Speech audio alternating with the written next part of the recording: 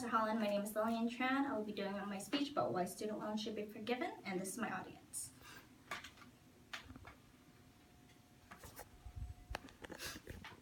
With an increased focus on education, there are more and more institutions that require funds to ensure the students are given the education that each of them deserve and to provide the most opportunities to be successful in their chosen careers.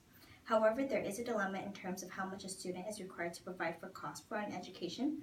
This speech will cover the important aspects of why the government should cover these high tuition costs, or at least cover a much higher percentage.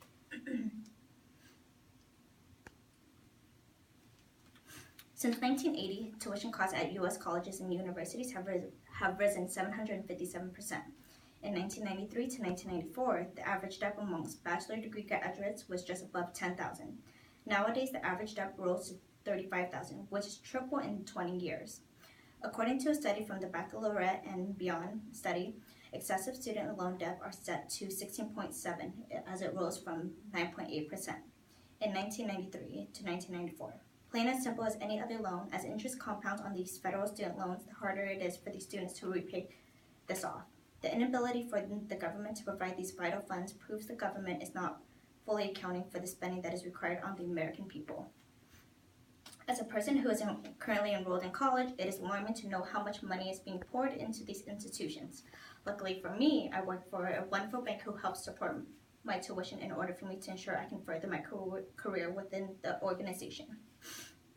For income-driven plans, unpaid debts are usually forgiven after 20 to 25 years of repayment. Can you just imagine how much you'll be paying within those 20 to 25 years?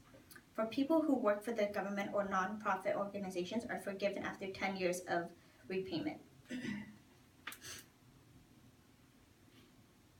There's a graph about student debt outstanding is growing rapidly.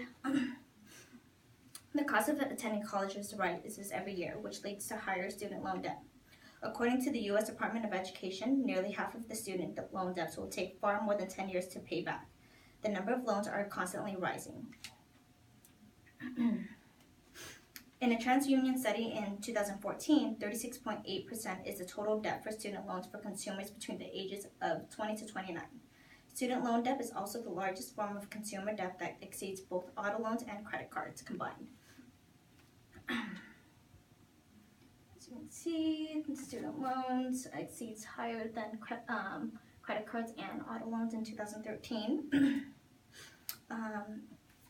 The outstanding loan debt stands at $1.3 trillion, and roughly 42 million Americans hold this student loan debt. These are substantial amounts each of these individuals could be spending on besides accounting for these high debt student loans. The only way the government will need to help with this rising issue is to provide a stimulus to the American people, in which Congress must find a way to use the taxpayer dollars to ensure these American student loans can be forgiven. Since the government has to decide to turn student loans into federal loans, it creates a less desire for other banks or lenders to carry that burden of student loans, and the bank or lender does not collect anything since an individual cannot default on these payments. In other countries, however, they are able to provide 100% tuition assistance to the colleges within that country and create a more beneficial way of an individual to create a more promising future on their own with the help from the state. As you can see here, Denmark, Finland, Norway, and Sweden, they offer free college tuition, which I am sure that many of you would love that opportunity to have a free college tuition, because I would love that opportunity to have a free college tuition. Many could be said, the percentage of individuals who are in excessive debt can be blamed from poor planning or just pure bad luck. What about the individuals who are striving for more than just a college degree? Government officials must strive to provide a solution to the $1.3 trillion debt.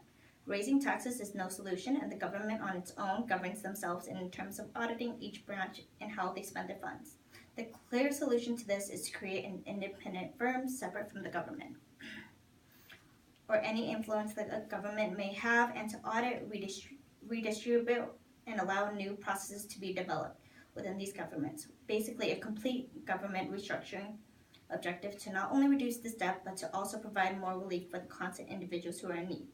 Many students who find themselves in excessive debt are likely to say that it made a major impact within their life, as it affected the time of buying a home and starting a family. These student loans are affecting students from many potential delays in life, such as home ownership, retirement, or lifestyle. Instead, students are suffering with this burden of student debt to repay for higher education that they wanted for a higher paying job. If a college student were to ever file bankruptcy, their student debt would not be discharged. They would still be liable for their student loan debts. According to a 2006 Education Department study, borrowers who used deferment or forbearance on their student loans were most likely to default on their student loan debt.